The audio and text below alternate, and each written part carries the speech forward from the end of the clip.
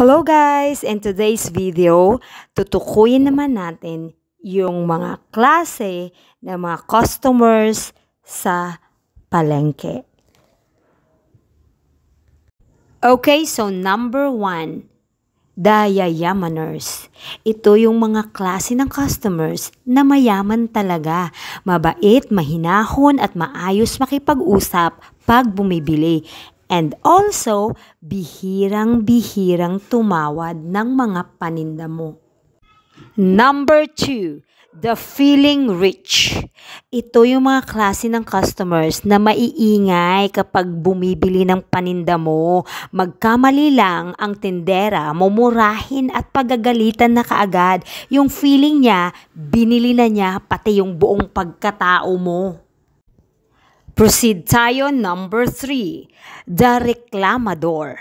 Ito yung mga customers na akala mo first time mamili sa palengke, yung magtatanong ng presyo at kapag sinabi mo, abay magugulat pa kunwari. Number 4, the tawadera customers.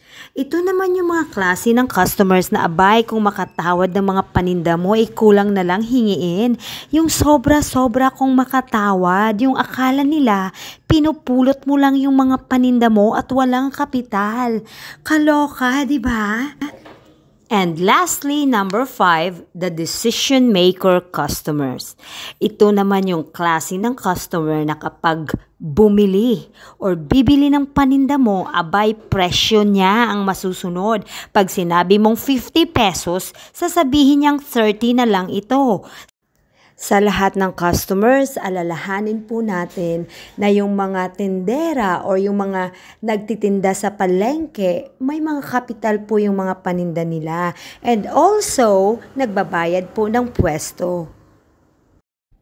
At hindi lang yan, halos wala ng tulog yung mga yan.